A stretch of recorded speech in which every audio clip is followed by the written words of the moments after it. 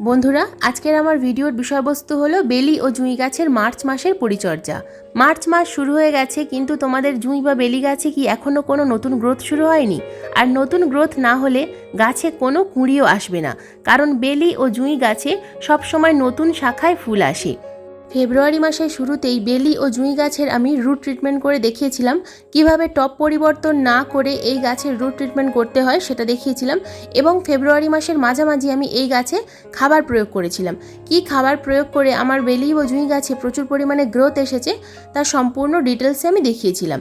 তো যদি তোমরা সেই ভিডিও না দেখে থাকো, এখনও কিন্তু সময় রয়েছে বন্ধুরা। আমি ডেসক্রিপশন বক্সে লিঙ্ক দিয়ে দেবো, তোমরা চাইলে দেখে নিতে পারো কি খাবার প্রয়োগ করে আমার গাছে প্রচুর পরিমাণে গ্রোথ এসেছে। কিন্তু খাবার দেওয়া সত্ত্বেও গাছের মধ্যে যদি কোনো গ্রোথ না আসে, তাহলে আজকের ভিডিওটা সম্পূর্ণ তোমাদের জন্য। আজকের আমি দু রকম সম্পূর্ণ ঘরোয়া জৈব খাবার গাছে প্রয়োগ করে তোমাদের দেখাবো। যে খাবার গাছে প্রয়োগ করলে গাছে নতুন গ্রোথ তো আসবেই, তার সাথে সাথে আসবে অগণিত কুঁড়ি। তাই সম্পূর্ণ ভিডিওটা দেখার অনুরোধ রইল, একটুও স্কিপ করো না বন্ধুরা। স্কিপ করলে কিন্তু অনেক কিছুই মিস হয়ে যাবে। নমস্কার, আমি লাবণী। আমার বাগানে তোমাদের সবাইকে জানাই স্বাগত। বন্ধুরা, বেলি ও জুঁই গাছ একটি গরম জলবায়ুর গাছ, তাই ফেব্রুয়ারি মাসের শুরু থেকেই এই গাছে কিন্তু নতুন গ্রোথ স্টার্ট হয়। তাই ফেব্রুয়ারি মাসের শুরু থেকে মার্চ মাসের 15 তারিখ পর্যন্ত আমাদের বাগানের বেলি বা জুঁই গাছের ডাল কাটাই ছাঁটাই বা টব পরিবর্তন এই সমস্ত কাজ করতে হয়। তা না হলে কিন্তু গাছে ঠিকমতো গ্রোথ আসতে চায় না। তাই আমার চ্যানেলে ভিডিও রয়েছে, ফেব্রুয়ারি মাসের ভিডিও, তোমরা দেখে কিন্তু সেই কাজগুলো করে নিতে পারো। এছাড়া এখনও সময় রয়েছে, এখন যদি এই কাজগুলো করো তাহলে এপ্রিল মাস থেকে গাছে কিন্তু নতুন কুঁড়ি আসা স্টার্ট হবে। আমি যেহেতু আমার গাছগুলোতে ফেব্রুয়ারি মাসে এই সমস্ত কাজ করে ফেলেছি, সেই কারণেই কিন্তু আমার গাছে কুঁড়ি চলে এসছে। তোমরা সামনেই যে গাছটা দেখতে পাচ্ছ বন্ধুরা, আমি এই গাছে কিন্তু কোনো রকম টব পরিবর্তন না করেই এই গাছে কিভাবে রুট ট্রিটমেন্ট করতে হয় সেটা দেখিয়েছিলাম। তো যার ফলে গাছে কিন্তু নতুন নতুন গ্রোথ চলে এসছে এবং গাছে প্রচুর পরিমাণে কুঁড়ি চলে এসছে। তো বন্ধুরা, তোমাদের গাছে যদি এখনও পর্যন্ত কোনো রকম কোনো গ্রোথ না স্টার্ট হয়, তাহলে জানতে হবে গাছের মধ্যে কিন্তু নাইট্রোজেন এবং ফসফরাসের ঘাটতি রয়েছে।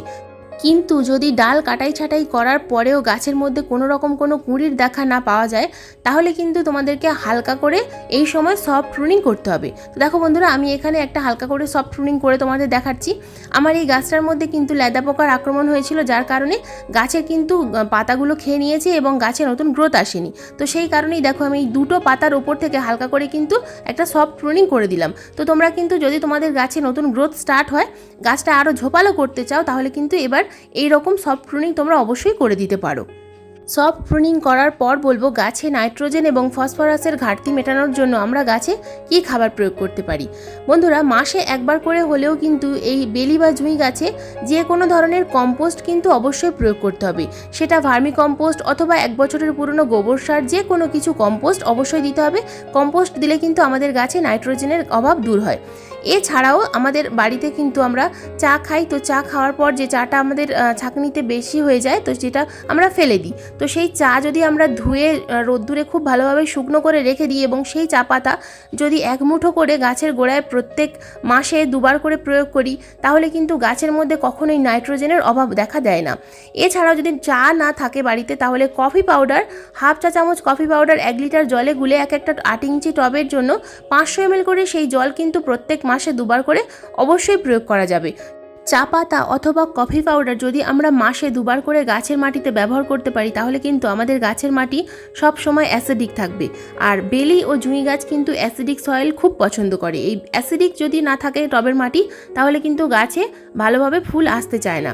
তো বন্ধুরা, এবার আসি পরের যে কাজটা আমাদের করতে হবে সেটা হলো গাছের টবের মধ্যে এই সময় প্রচুর পরিমাণে আগাছা জন্মাবে।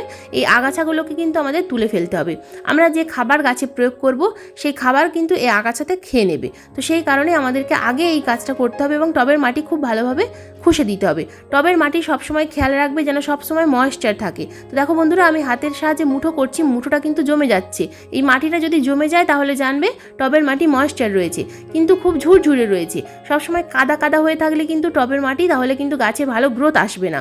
তাই সবসময় ময়েশ্চার মাটি রাখতে হবে, এটা সবসময় খেয়াল রাখবে। তাই প্রত্যেক দিন যদি বিকালবেলা 1বার করে জল প্রয়োগ করো, তাহলে কিন্তু টবের মাটি ময়েশ্চার থাকবে। তো দেখো বন্ধুরা, আমার কাছে মোট 3টে গাছ রয়েছে, তো একটি বেলি গাছ, 2টি জুঁই গাছ। তো আমি 3টে গাছের টবের মাটি খুব ভালোভাবে কিন্তু খুশে দিচ্ছি এবং প্রত্যেকটা টবের মাটিতে যে সমস্ত আগাছা হয়েছে সেই আগাছাগুলোকে কিন্তু তুলে ফেলছি। বন্ধুরা, খাবার প্রয়োগ করার আগে আমি আরও একটা কারণ বলবো, যে কারণের জন্য কিন্তু আমাদের গাছে গ্রোথও ভালো হয় না এবং গাছে কুঁড়িও আসে না। এই বেলি ও জুঁই গাছ যেহেতু একটি গরম জলবায়ুর গাছ, তাই এই গাছকে কিন্তু সবসময় আমাদেরকে ফুল সানলাইটের মধ্যে রাখতে হবে, সে যতই গরম হোক না কেন। কারণ গরম জলবায়ুর গাছ আমরা যদি সূর্যের আলোর মধ্যে না রাখতে পারি তাহলে কিন্তু গাছে কখনোই ভালো গ্রোথ আসে না এবং গাছে কখনোই ভালো ফুল আসে না। বন্ধুরা, এবার বলবো কি খাবার আমি এই গাছে প্রয়োগ করব। এটা হলো কলার খোসার গুঁড়ো। এই কলার খোসার গুঁড়োতে প্রচুর পরিমাণে রয়েছে পটাশিয়াম, ফসফরাস, ম্যাগনেসিয়াম এবং আরও বিভিন্ন ছোট ছোট অনুখাদ্য। তো যেটা আমরা গাছে প্রয়োগ করলে গাছ থেকে কিন্তু প্রচুর পরিমাণে যেমন গ্রোথও পাবো, ঠিক তেমনই কিন্তু গাছে প্রচুর পরিমাণে ফুল আসবে। তো দেখো বন্ধুরা, আমি 8 ইঞ্চি টবের জন্য 3 চামচ পাকা কলার খোসার গুঁড়ো কিন্তু টবের মাটিতে প্রয়োগ করলাম। তোমরা এই কলার খোসা কিন্তু জলে ভিজিয়ে রেখে সেই জলটাও প্রয়োগ করতে পারো, কিন্তু গুঁড়ো প্রয়োগ করলে কিন্তু ভালো রেজাল্ট পাওয়া যায়। তাই এই কলার খোসা রোদ্দুরে যদি 2 সপ্তাহের জন্য আমরা রেখে দিতে পারি, যখন দেখবো যে ক্রিস্পি হয়ে গেছে, তো সেই সময় যদি আমরা মিক্সার গ্রাইন্ডারের মধ্যে দিয়ে দিই কিন্তু খুব সহজেই পাকা কলার খোসার গুঁড়ো হয়ে যায় এবং এটা সম্পূর্ণ জৈব ঘরোয়া খাবার। আমরা ফেলে দেওয়া জিনিস থেকে এই খাবারটা কিন্তু তৈরি করে নিতে পারি। বন্ধুরা, যদি তোমরা কেমিক্যাল ফার্টিলাইজার এখানে প্রয়োগ করতে চাও সেক্ষেত্রে কিন্তু ডিএপি এবং লাল পটাশ ব্যবহার করতে পারো। লাল পটাশের জায়গায় তোমরা বায়ো পটাশ অথবা সাদা পটাশও নিতে পারো। তো যদি ডিএপি দিতে চাও তাহলে কিন্তু টবের সাইজ অনুযায়ী দানা গুনে গাছে প্রয়োগ করবে, আর যদি লাল পটাশ দিতে চাও তাহলে সেক্ষেত্রে হাফ চা চামচ মাসে 2 বার ডিএপির দানা 10 থেকে 12টা এবং হাফ চা চামচ লাল পটাশ অথবা সাদা পটাশ মাসে 2 বার।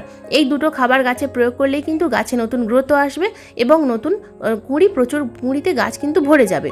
আর যদি ডিএপি না থাকে বন্ধুরা, সেক্ষেত্রে কিন্তু তোমরা সিঙ্গেল সুপার ফসফেট হাফ চা চামচ করে মাসে 2 বার গাছের গোড়ায় প্রয়োগ করতে পারো। তাছাড়া রক ফসফেট রয়েছে অথবা হাড়ের গুঁড়ো রয়েছে ফসফরাসের খুব ভালো উৎস হিসাবে। তো হাড়ের গুঁড়োও কিন্তু তোমরা গাছে প্রয়োগ করতে পারো। এইগুলোর মধ্যে যে কোনো একটা কিন্তু প্রয়োগ করতে হবে। সবগুলো বললাম বলে যে সবগুলো দিতে হবে তা নয়, যে কোনো একটা গাছে প্রয়োগ করতে হবে মাসে 2 বার। তাই কলার খোসার গুঁড়ো গাছে প্রয়োগ করা কিন্তু সব থেকে ভালো। কলার খোসার গুঁড়ো অথবা কলার খোসা ভেজানো জল যদি গাছে আমরা প্রয়োগ করতে পারি সেক্ষেত্রে কিন্তু খুব ভালো রেজাল্ট পাওয়া যায়। কলার খোসার গুঁড়ো যদি ব্যবহার করো সেক্ষেত্রে মাসে 2 বার, আর যদি কলার খোসা ভেজানো জল প্রয়োগ করো তাহলে সেক্ষেত্রে মাসে 3 বার, 10 দিন অন্তর অন্তর, আর গুঁড়ো হলে 15 দিন অন্তর অন্তর। অনেক সময় দেখা যায় গাছের মধ্যে কুঁড়ি তো আসে কিন্তু সেই কুঁড়িগুলো হলুদ হয়ে ঝরে পড়ে। এটা শুধু বেলি জুঁই গাছের সমস্যা নয় বন্ধুরা, এটা কিন্তু বিভিন্ন গাছেই হয়ে থাকে। কুঁড়ি ঝরে পড়ার সমস্যা একটা প্রায় প্রত্যেক গাছেই থাকে। তো আমরা যদি এই কলার খোসার গুঁড়ো গাছে প্রয়োগ করতে পারি তাহলে কিন্তু এই সমস্যাটা আর থাকে না। গাছে অনেক সময় স্ট্রেসের কারণে কিন্তু কুঁড়ি ঝরে পড়ে, আর পটাশিয়াম গাছে যদি আমরা প্রয়োগ করতে পারি সেক্ষেত্রে কিন্তু আর কোনো রকম কোনো স্ট্রেস থাকে না। তো বন্ধুরা, এই কলার খোসা প্রয়োগ করার সাথে সাথেই কিন্তু আমরা আরও একটা ফার্টিলাইজার প্রয়োগ করব, একদম সম্পূর্ণ হোমমেড ফার্টিলাইজার। এটা আমরা কিন্তু এই গ্রীষ্মকালে আমাদের সবার বাড়িতেই থাকে। তো যেটা আমি এই মুহূর্তে তৈরি করে রেখে দিয়েছি। তো দেখো, আমি এখানে নিয়েছি পাতিলেবুর খোসা। তো 2টো পাতিলেবুর খোসা আমি কিন্তু টুকরো টুকরো করে এই জলের মধ্যে ভিজিয়ে রেখে দিয়েছিলাম 1 দিনের জন্য।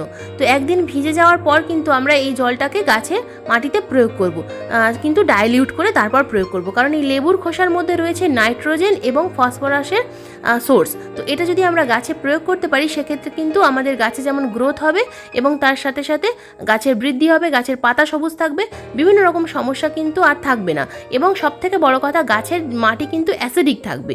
তো সেই কারণেই কিন্তু আমি এই লেবুর খোসা ভেজানো জলটা গাছে প্রয়োগ করছি।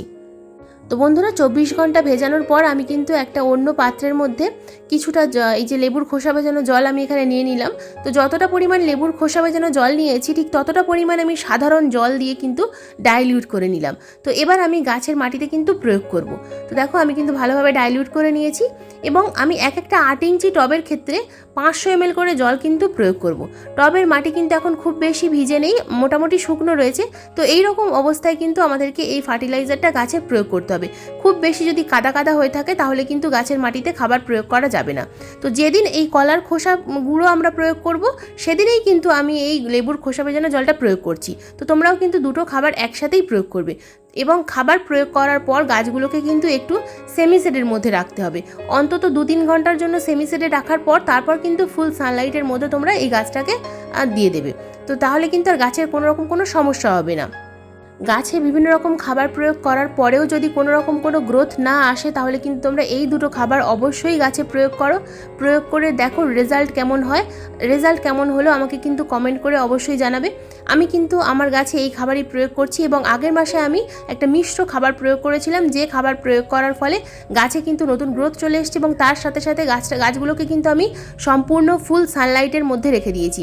ফুল সানলাইট কিন্তু অবশ্যই প্রয়োজন, গাছে যতই খাবার প্রয়োগ করো না কেন ফুল সানলাইটে যদি গাছ না থাকে তাহলে কিন্তু গাছের খুব ভালো বৃদ্ধি হবে না। বন্ধুরা, খাবার প্রয়োগ করার পাশাপাশি কিন্তু গাছের পাতায় কীটনাশক স্প্রে করতে হবে। এই সময় যেহেতু নতুন কচি কচি পাতা এসছে এবং কুঁড়ি এসছে, এগুলো কিন্তু ল্যাদা পোকায় আক্রমণ করবে এবং পাতা সম্পূর্ণ কুঁড়ি পাতা খেয়ে নেবে। তো আমাদেরকে কিন্তু প্রত্যেক সপ্তাহে 3 দিন করে নিম পাতা এবং রসুন একসাথে পেস্ট করে সেটা সাধারণ জলে গুলে গাছের পাতায় স্প্রে করতে হবে।